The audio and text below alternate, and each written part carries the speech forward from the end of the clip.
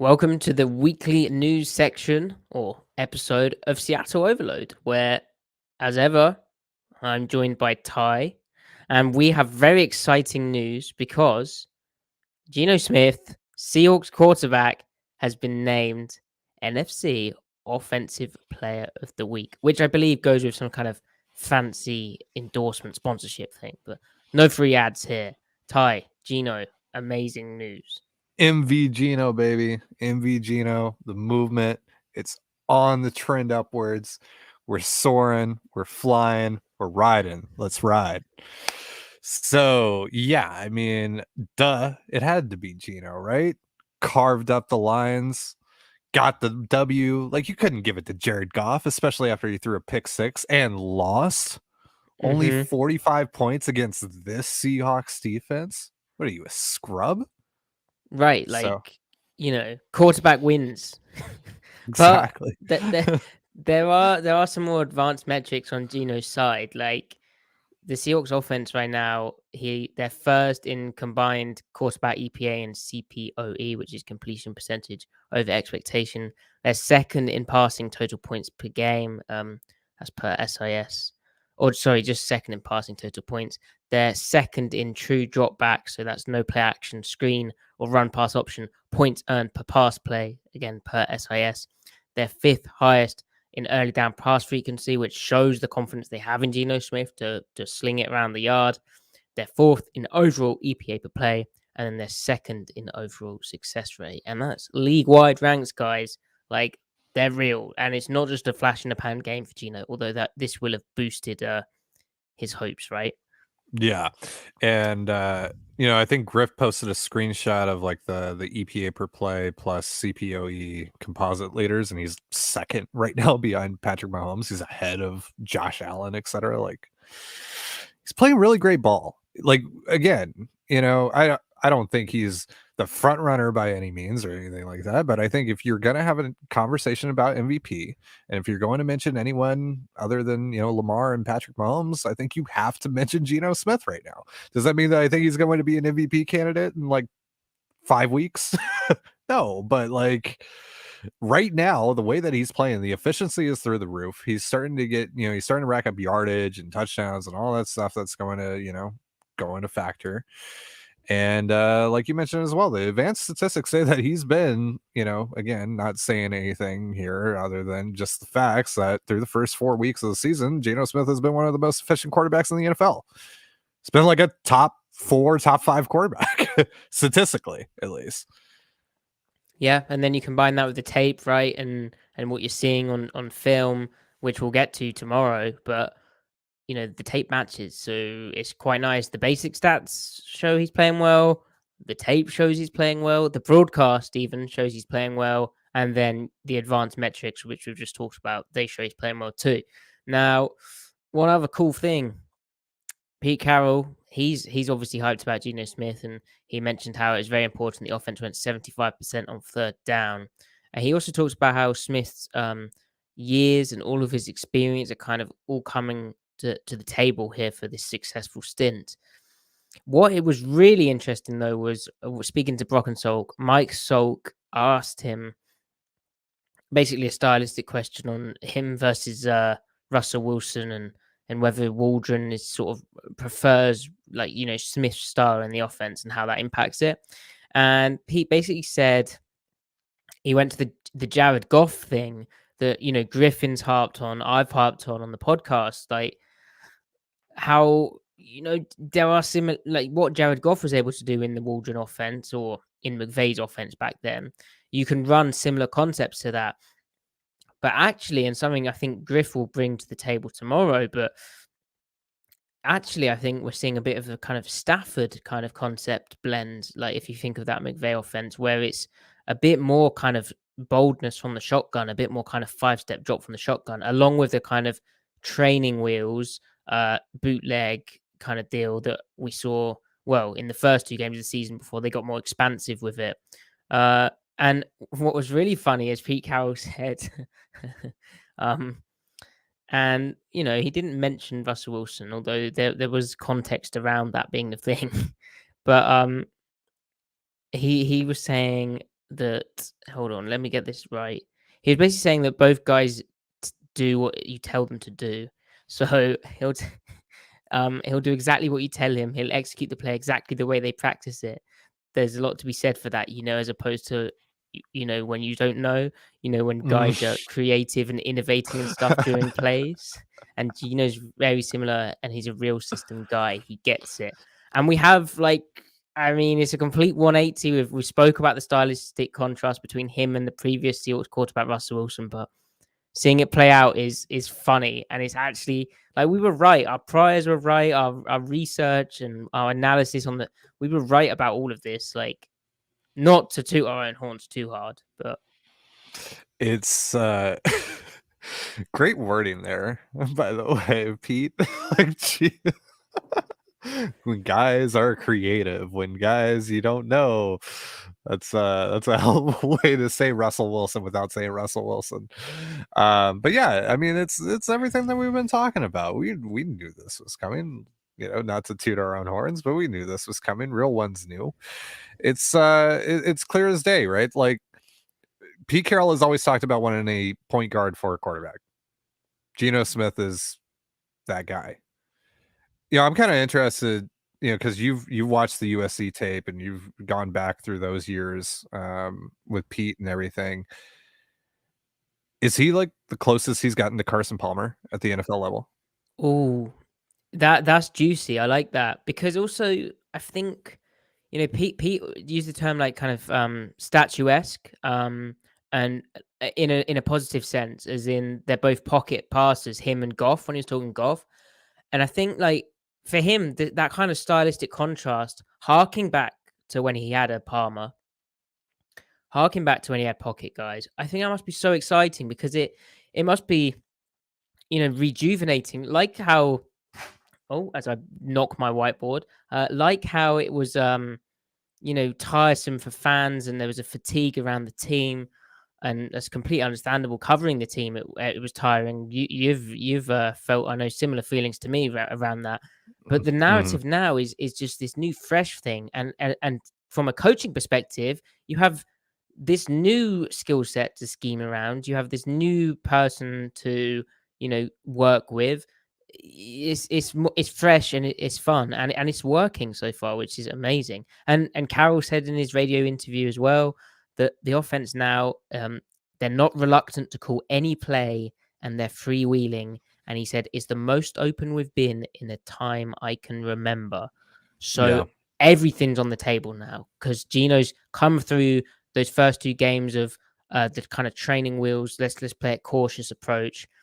They've tried to expand it, and I think that Falcons game was kind of the transitional period where you can't. Rome isn't built in a day. As I said in the reaction podcast, you can't do everything overnight, or even in a week rather. But you can try to adapt and expand a bit more. But then the Lions game, we saw everything on the table. Now I've watched that film, and we must stop just saying stuff like this, but we will talk about the tape in our tape podcast tomorrow. But like watching the tape, there's everything. Gino's in complete command. It's like watching, one of the best NFL quarterbacks out there, just orchestrating everything. Being a point guard, Ty, like in the positive sense of that, he's distributing the ball to everyone. He's getting the offense in the right play. And he was basically flawless. It's very, very, very exciting. Well, it's what I was saying on Sunday on our post game show that he has such a command of the line of scrimmage and just is always just kind of on it. And then just the way that he executes, right? You see it on tape. It's flawless. It's executing everything to Pete Carroll's vision and then some. It's just he's so on time for the most part, right? Like, obviously sometimes he gets a little statuesque in the pocket, but for the most part, like, he's on time and he's getting better at that. He's finding more consistency with that now.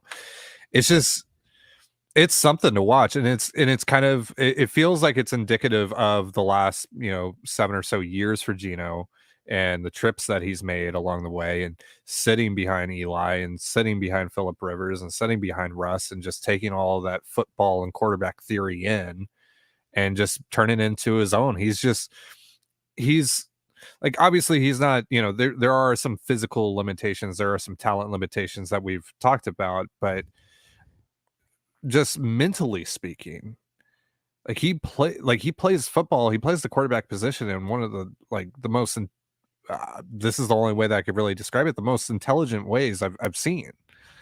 Like he's just so on mentally.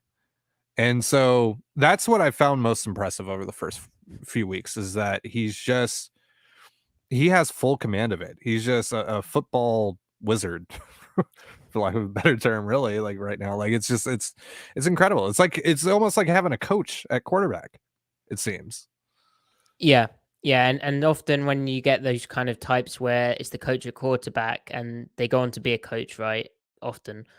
But you get that approach where it's almost frustrating because it's like they know so much that they're thinking too much, or they know so much that they end up just checking the ball down, and it's basically what a career backup where in the preseason they just throw it to the running back over the middle each time, and it's that. But Gino's taking that and then pushing the ball down the field.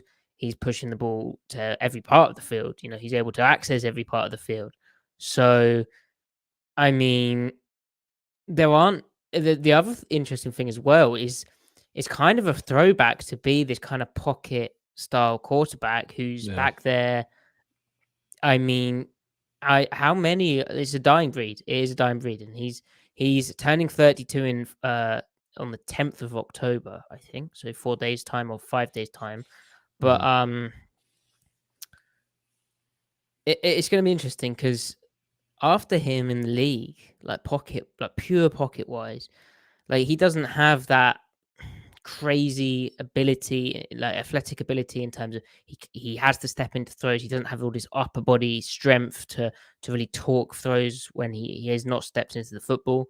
He doesn't have crazy mobility, like he has legs. We've seen that. I think he's Seattle's second leading rusher, which I think more speaks Yeah. to the fact that Penny's also had a load of the work. Mhm. But he has some mobility, but there isn't like now the whole fixation and like what I almost got caught into in the draft cycle is get this toolsy dude who can run around and can extend after the play, and all this stuff. And with like a Josh Allen, a Patrick Mahomes, Malik Willis is the latest example of this. But there's a day like, can you actually play quarterback though? And Gino can play quarterback. He's playing Yeah. quarterback, right? Like Yeah. it's super super impressive. And obviously Schneider's like dabbled in the kind of toolsy approach. Russell was very toolsy, and then rumored with Allen, rumored to like Mahomes. So Mhm. there's, would you like Gino to be able to run around a bit more? Yeah, probably. Would you like him Mhm. to be able to do some crazy kind of throws? Yeah, probably. But then also for every, kind of dude like an Allen and Mahomes, you have like and yes, it's too early, but you have the kind of incidents with like, a Zach Wilson, whereas suddenly like, okay, he's toolsy, he can sling it, he can run around a bit, but in the NFL, it's not worked out for him so far. And yeah, I acknowledge it's too soon, but it's Mhm. difficult. Mahomes and Allen don't grow on trees, and yet you know Gino is pushing them. Like in the advanced metrics, he's pushing them. Now, whether it can last, we're not so sure, but it'll be fun to find out. It'll be really fun to find out, and his process should remain. Like his process in the preseason was excellent. It didn't always translate into points, but it was excellent. And that's his process in 2021. You could see it. That's what made Griffin, especially early, a big believer. I was sort of waiting to see who would actually win the job, but that was the same kind of process in 2021 in the limited action he got in an offense not designed for him. And now we're seeing the same process continue and continue and continue, and it's remained consistent. And there's no reason why he can't keep that same process up. So then there's no reason why it all just collapses. Mhm. Yeah. No, there's going to be some reliability throughout, right? There's going to be some things that they are just going to have that is always going to work for them and is always going to work for Gino. So there's something that we can depend on here.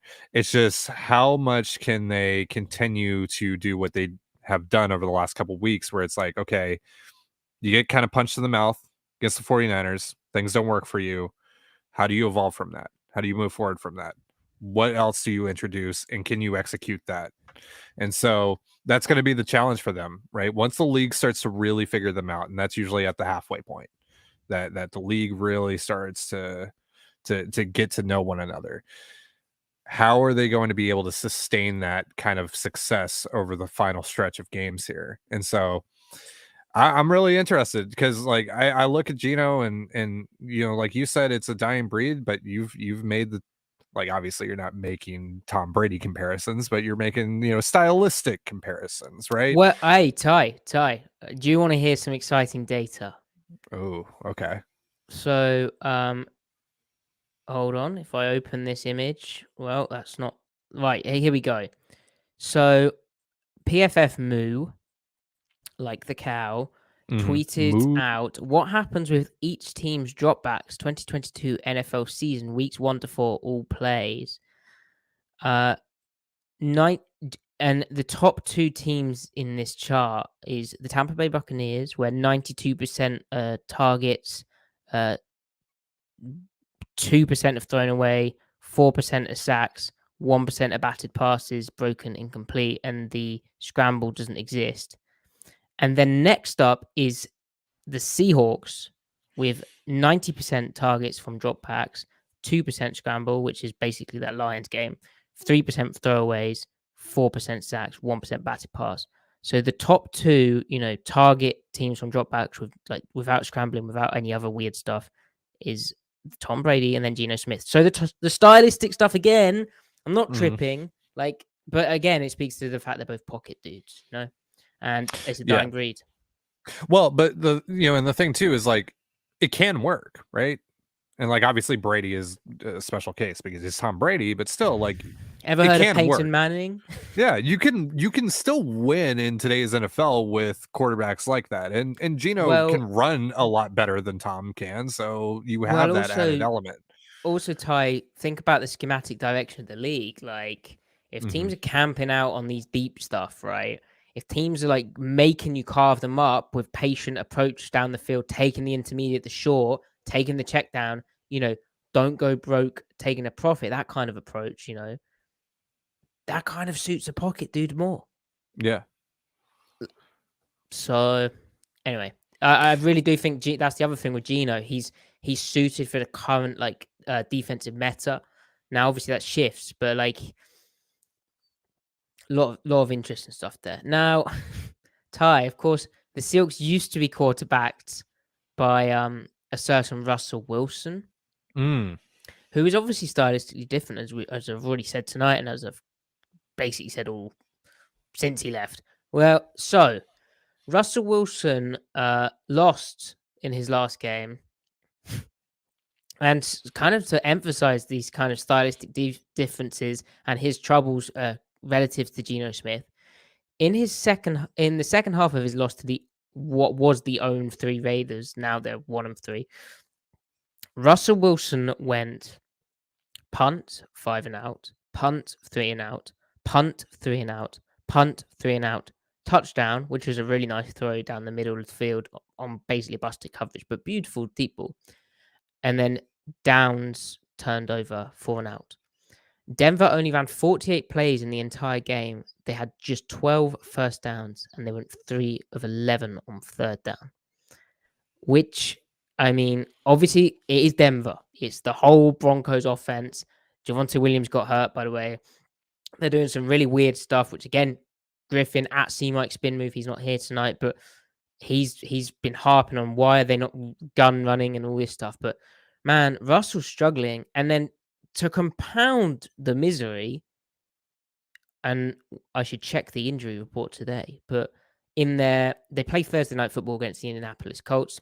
So their Monday injury report wasn't actually a real one. It was one of these predicted or whatever they call it.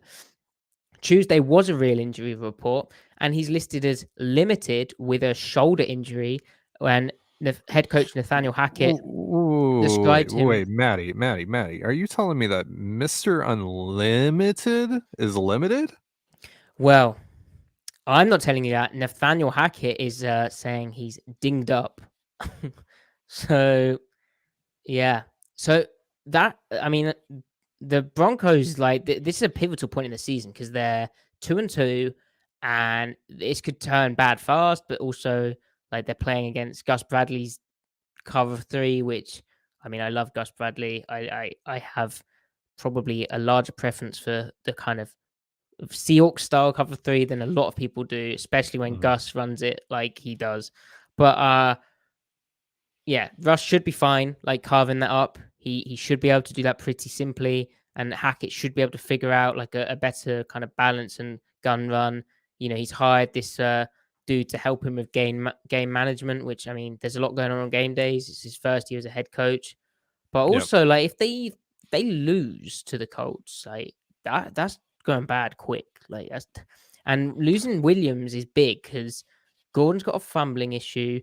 They've got Mike Boone, who Yep. I don't. I mean, running backs don't matter, right? But like also they kind of do when Javonte Williams look Yeah. way better than all their other running backs. So And they and they signed need to be able Latavius to run. Murray. Oh, they did. Well, that'll fix things. Yeah. He Well, played in a game this past week for someone else, and yeah, he then they played for. signed him off of I their. thought yeah, that's why I'm confused. Yeah, he signed him off the practice squad. Sneaky. So they Yeah. need to be able to run the football because of who Russ is as a quarterback for Hmm. and also how defenses will play Russ, as we've spoke about when Russ was the Seahawks quarterback. Yeah, gonna be really interesting. Like kind of a horror show Thursday night football matchup because the other quarterback Matt Ryan is also a bit of a mess, but and the Colts are just a mess. But I'll be watching, kind of fascinated while we record our film Yeah. podcast. Same. Yeah, it's going to be really interesting, especially with the shoulder, and now with Javante out for the year and the reliance on the run game. I mean, especially like if the shoulder is something, if it's not like just a little nick or whatever, like it's actually something that's bothering him, like they're going to need the run game for sure. Because he was getting So smacked around that game as well. yeah, and he has been. I mean, he's gotten sacked 12 times. I think that's like seventh most in How the could the NFL right Broncos now. front office let that happen? I don't know. I don't How know. could they? How could Garrett Bowles let that happen? I thought he wasn't going to get hit there. He wasn't going to let him get hit there. Crazy. Yes, Yeah. I love that stat it's though quite that funny. Gino's only been sacked 6 times. I wonder what the pressures look like on that. I haven't looked at that this And week. he was sacked. He was sacked 0 times against the Lions. Yeah. And what was particularly impressive was when there was a bit of pressure coming from the tackles. Like I feel like their chemistry synced up. Like okay, the Lions pass rush ain't a 49ers deal, right? But also like Abe Lucas gives up an inside move, an inside spin move. That happens. But Gino just slides back with it, finds his open dude on the left side. Charles Cross gets like an inside stunt. Gino sees it. He works within the pocket with that, or he feels it, I should say. He works in the pocket that he finds an open dude. Like he's maneuvering and navigating around the pocket with his two rookie bookends. So pretty exciting. And again, something that, you know, they're new in the league. Like Yeah. it will take time. They're also new playing with Gino. Like that kind of chemistry needs working out. And Yeah. his style is, I think, actually helping them because there's always a timing element to him.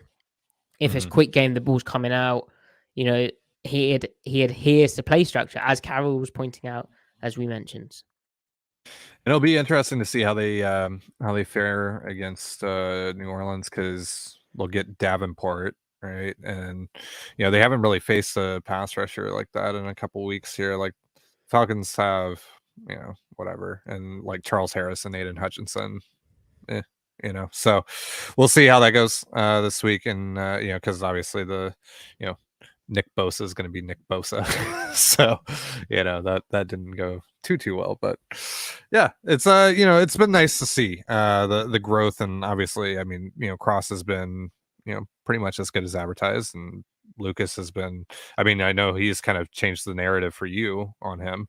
Yeah, he's um been like better, like way better. yeah. I mean, just a classic thing of I didn't see him do stuff, so I didn't know he could do it, but he's doing it. So and I didn't see him play in a certain style because he perhaps didn't have those opportunities to do that. But now he's had the opportunities, he's doing it. And then the athleticism obviously translates. Like, he was the only offensive tackle who met all of the like superb athletic prototypes of the Seahawks. His short shuttle time is nuts, Mhm. which is a pretty good indicator for tackles how good they'll be. And you find that at right tackle, nice. Um, and I feel like he's just, and they're both just getting started. So Yeah. Yeah. So, like, what are they going to look like? Even just another 4 weeks from now. Like, what is that going to look like? It's great. I mean, like the Seahawks are set up so well for the future. Like with these guys, it's. I mean, they're already playing really, really good ball out of the gate. It's just like wait until they figure it out. Like that's awesome, and they have those guys under control for the next. We'll cross for 5 years, Lucas for 4. That's yeah, that's the building blocks right there. That's exactly what you need, especially when you're trying to do one of these, quicker turnarounds where it's not, going to be a 3 to 4 year deal. It's going to be more like a 1 to 2 year deal. Like you need to hit on those guys, and you need to hit on those guys at premium positions. They're doing that right now, at least so far. So, don't want to get it too far ahead of ourselves here, but like it's good. It's a good sign so far. So I want to ask you because I just mentioned New Orleans, so that's who's coming up here on Sunday. Seahawks are 2-2. Everyone in the division is 2-2 right now.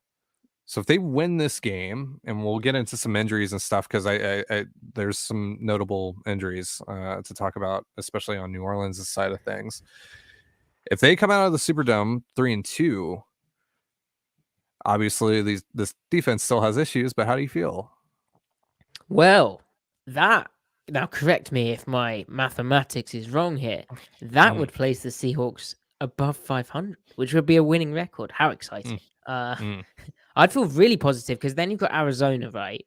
And Arizona looks like a complete mess. Like that Carolina game, what on earth was that? Like I was trying to watch the some of the tape of that, and I was like, nah, don't think I'll be doing them this week. Yeah, Just put that to the side and throw it in the bin, or delete it and put it in my recycling, and then permanently remove. They're a mess, and they're the kind of defense who will do kind of what the Lions did, but and by which I mean, I think they'll dare Gino to beat the blitz, dare Gino to beat one-on-one coverage outside, and he did that against the Lions, and DK is DK.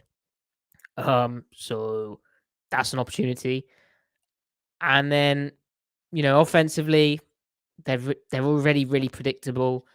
Like usually that happens in the second half of the season, but I mean, not having Hopkins for these, is he missing this game? I realize we're previewing the Saints game, but I've already gone into the Cardinals. But the yeah, point yeah, is, yeah. The next one is his last game right? on the Yeah, suspension. Yeah, and obviously he's a big miss in their offense. But the point is, if Seattle's 3-2, I feel really good about them going 4-2. Uh, and then suddenly 4-2 extrapolate 6, 12, 18. Except we played 17 games, but 10-7, 11-6, and 10-7 is what I think I was feeling at the start of the season. Yeah, that's not out of the question. And with a young roster, with all these kind of development things going on, you're playing your young guys. That is so, so good. Like, that's so exciting. yeah, Plus, you might have an answer at quarterback. We'll see how that continues. But because if the offense continues like being half decent, right? Or well, it's yeah, quality right now, but if the offense regresses slightly and the defense does its second half of the season thing where they actually become good, like watch out. Like I don't think the offense is going to stall in a way, touch wood and all that, but I don't think the offense is going to stall in a way that they would have in years past because I think, yeah, like we said, Gino gives you a baseline, right? And then I think encouragingly, there's meat on the bone in the run game, the pass game. Now, I found it interesting. Metcalf kind of likened the way the Saints played defense to the way the Lions tried it. Now I think the Saints are a bit more talented, and I think they're a bit more savvy and a bit more experienced. yeah, I think Marshall and Latten was a better corner than Jeffrey Okuda. yeah, Not that Jeff is a bad corner actually, but he just got bullied. I think Lattimore's a bit more, again, a bit more savvy. He probably won't be, uh, he probably won't rely on like physicality and try and outmuscle DK all the time. I think there'll be a bit more like guile to his play and all Mhm. that goodness.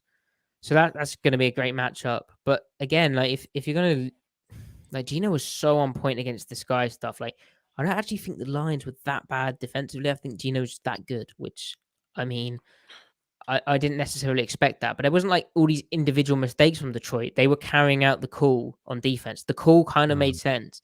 Gino was just on point. Like, he was seeing that. Now, they might have some predictable tendency tells, but then every team has tendency tells. But also, it's a small sample size. But it is also before like defenses will have started really trying to change that up. So and no, the big thing in the New Orleans game as well, Ty, like Mhm. how did they play in London and then like you messaged the chat like this and I was like, nah, that's Yeah. not right. And I'm like, oh, it is right. How do you play in London and then yeah, do you know what, guys?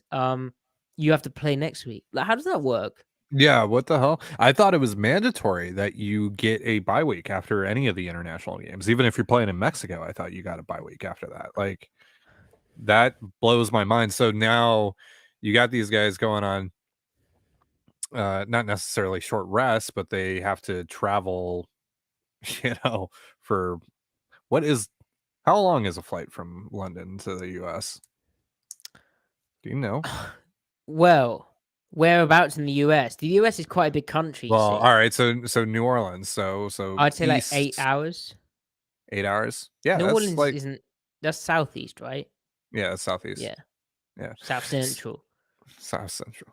So yeah, they have to do all the travel and all that stuff, and then they got to get back to work literally the next day, watch tape, do all that, go through walkthroughs, get back to practice, and Have they're dealing with food. have food, brush your teeth, sleep. Say hello to the Unless family. unless you're Russell Wilson, then you have no time to sleep. But typically sleep if you're a regular person, unlike Maddie. Um, Yep.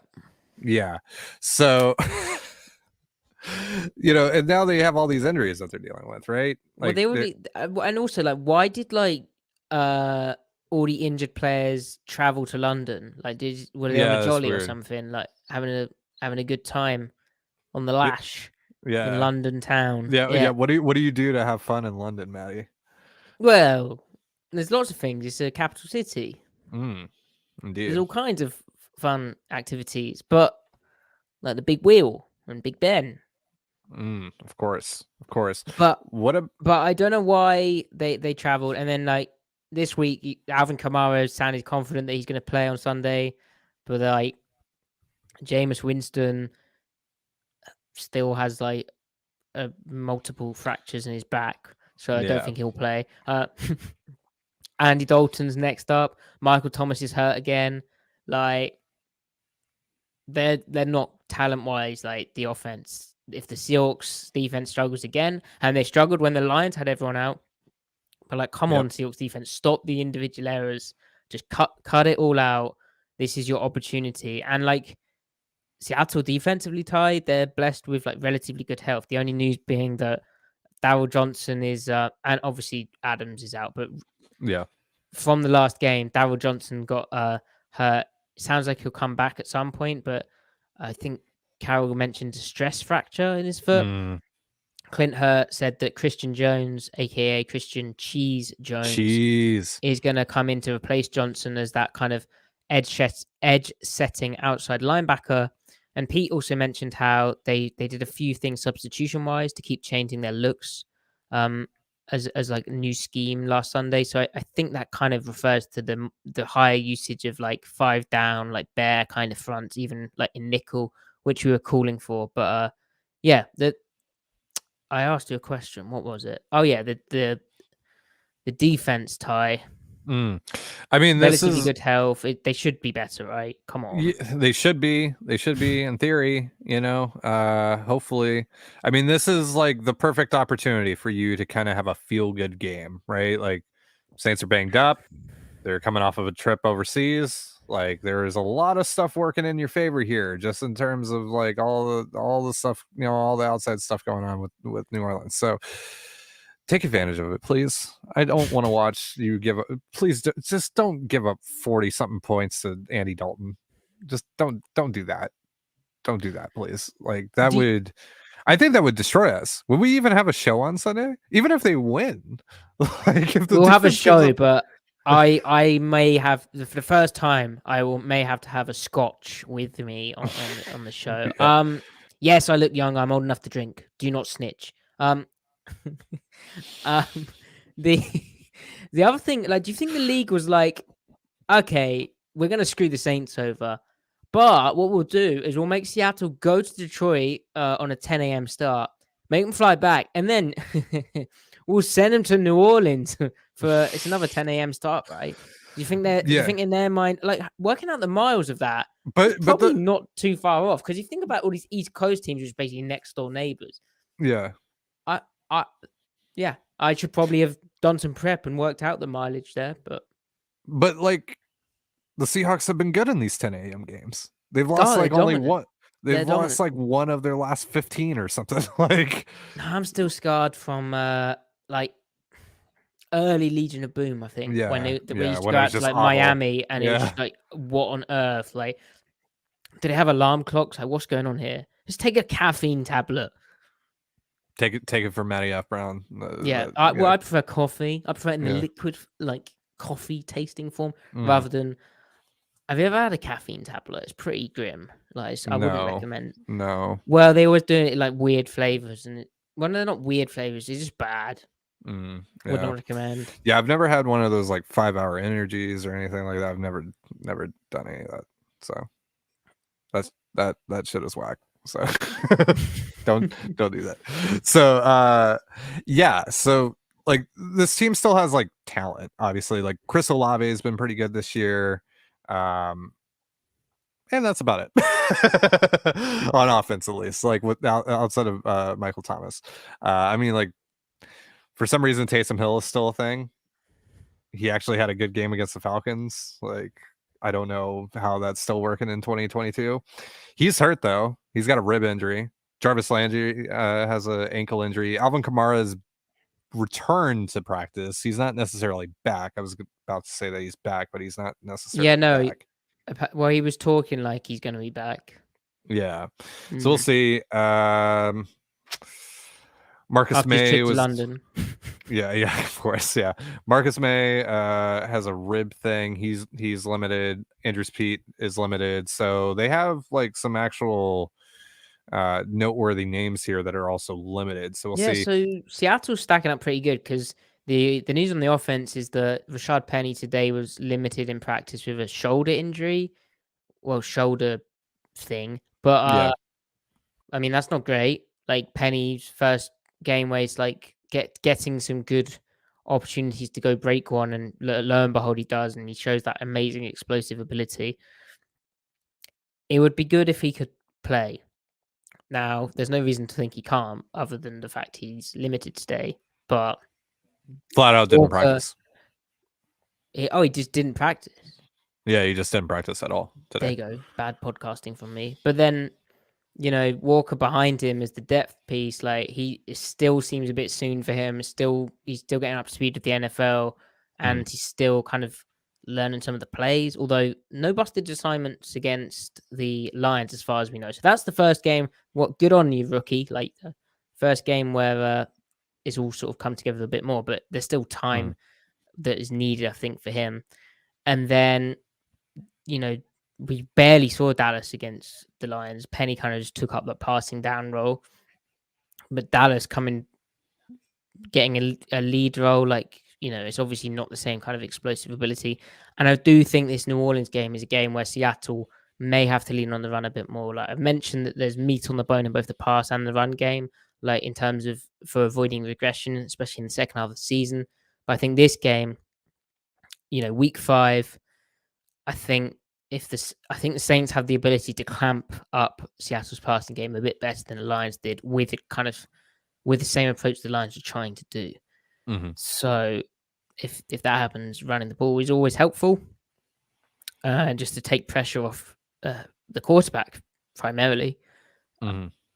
So going back to the Seahawks defense as well, Ty. something which came up was Pete Carroll, Clint Hurt. Hurt mentioned it, but Carroll repeatedly mentioned it throughout the week, saying they need to eliminate explosives and penalties on defense, which is always every damn year. Every year we've had a slow start, which seems like every year recently, like every damn year. They mentioned this, like too many penalties, too many explosives, and I guess it's a way of kind of honing in. Let's have like an achievable goal each week because again, things don't happen overnight. It's a process. There has to be some patience there. But if you focus on having less explosives each week and less penalties, then suddenly everything else will improve off that. So it's both good measuring sticks to achieve that via. And I tweet out the explosives every week, and they allowed 12 against the Lions. And that's not including the penalty ones. So it's probably pushing 15, 16, which is painful. They classify an explosive as a run of 12 yards or more and a pass of 16 yards or more. But Hawkinson had that like 80 plus yard run, like catch and run.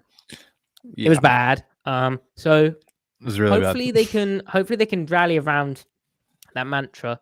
The other quote regarding the defense, the last one I wanted to touch on was they're still expanding their 5 down, like nickel bear look is what Carroll said. It's a variety of calls and configuration with the guys out there. And he said they're still expanding that. So good, because they need to do that. And it seemed to work against the Lions. And Hurt was like making a big point about how they played one, like some good bits, like almost like a good half. And then it all went downhill. Yeah. That was a big reason for it, actually playing nickel bear. And Carroll was mentioning playing Ryan Neal more, which again, that ties in with that because you can have him in and then Josh Jones as well. And Ryan Neal perhaps playing in the box with Josh Jones playing deep. Hopefully, that's the schematic kind of variety and help that they need. Because Carroll's like big on their interior down three, the guys who are on the interior of the bear front when it comes out there. Your Al Woods, your Brian Monet, although that's not a good example. Al Woods, Shelby Harris, Quinton Jefferson, that kind of, or Puna Ford, perhaps for Jefferson. Yeah, that kind of three, they're good, and they are like they're good at that. They just need to kind of mix it and match it, and match personnel better, which was a problem I had against the Falcons with the Seahawks game plan against the Falcons. They didn't do a good job of that, but that's all I had on the defense, really, Ty, and the quotes today. Obviously, we haven't heard from Shane Waldron until he starts speaking on a Wednesday. We won't get to analyze his press conference, but honestly, I'm quite glad they do it this way round because Waldron is a man who keeps his cards close to his chest. He's the anti-Shoddy. Oh, poor old Shotty. Yeah, all shoddy. Yeah, so we'll see how it goes. But the things are lining up pretty well for the Seahawks this week, I would say. Going into New Orleans, it's gonna be a big game for the defense, like we talked about. This is a prime opportunity for them to, like I said, this is kind of the big opportunity for a feel-good game. And if you can have one of those and maybe build on some things and limit the explosives and limit the penalties, and again, I've been saying this for the last few weeks on here. That kind of stuff is going to happen when you're playing a lot of young guys, when you're playing a lot of guys that have just generally not played a lot of NFL football. And so, hopefully just with time that starts to kind of fix itself. And the more that they focus on that kind of fixes itself. And, hopefully that starts this week. Cause like, God, the products that we've been seeing is atrocious. I want to see something better. I want to see a competitive defense, just something competitive. They're still going to give up a lot of yards and points, etc. I just want to see a little more, like, none of this 81-yard touchdown BS, and stop missing so many freaking tackles. Stop doing all that. Like, let's just play a fairly clean game and maybe limit, Andy Dalton and the Saints to like 23 points. Yeah, we'll give him 23, maybe. Yeah, maybe less. We can have less. Yeah. 18? Can we 18 in there? That'd be great. But no, this defense, let's say 23. Let's say 23, and then hopefully Gino can cook. Because I don't think, as good as Geno was and as nice as the Seahawks offense looked, you Yeah, cannot win football expecting your offense to score 48 points a game. Like, can't do okay, it. I'm sorry to break that to people, but yeah. So, because afterwards, Ty, like, I'm just looking ahead. Saints, Cardinals at home, at the Chargers, who Herbert's dealing with uh real bad rib Yeah. issue, which can't get better unless he like sat out for the whole season. I think. Hmm. Then at home to the Giants, at the Cardinals, like you could put together a run if your defense, has a bounce back kind of deal. That's like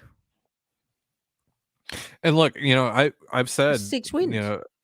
yeah, and I've said I think 9 wins gets you in the NFC. The NFC sucks this year, so like if you can get on a run here where you actually get to 5 or 6 Can wins you imagine if they're heading eight into and that two? imagine, but like if they can head into that Tampa Bay game in Germany like with 5 or 6 wins under their belt, it's time to start talking like playoffs for this team. Like that's a like if they can get the defense figured out and this offense can stay above regression enough or stay ahead of regression enough, they're going to be in a good spot. They're going to be able to compete. Like I don't know if they're going to be able to, go into Arrowhead Stadium on Christmas Eve, later this season and compete with them. But like these mid-tier teams, the Raiders of the world, like they can go toe to Panthers, toe with, yeah, the Panthers, like they can go toe to Jets. toe with those guys. Jets, like, yeah, the Jets, like all that, like they can win those games. I can wrap my head around it. Like there's only like 3 games where I'm like, probably not right now. Yeah, So, again, it comes down to getting the defense going because, like you said, you're not going to score 40 plus points every single week. But if you can, keep offenses to 20 or so points, I think this offense can, drop 24, 27 fairly consistently. So we'll see. But I think they're in a pretty decent spot right now. And we'll see after this week. And if they go 2-3, they go 2-3, and that's what it is. And, so be it. Right. And it's probably because of the defense. Right. yeah. So, There we go. So we're excited to find out. Tomorrow we will have our podcast looking at tape from the previous victory at the Detroit Lions, and then on the Sunday live or on the Monday morning, if you listen to us, we will have the recap from the Saints game, live reaction, live analysis, all that good stuff. Until then, please do like, subscribe to this channel if you're watching on my YouTube, and share the show. Like retweet it, follow at Seattle Overload, follow Ty at Dane GNZLZ. Yes, I say Z, get over it. Or follow me at Matty F. Brown. And please do subscribe to the podcast and download it. Even if you're watching on the YouTube, if you just like, everyone has a bit of Spotify or Apple Podcasts or Spreaker or one of those.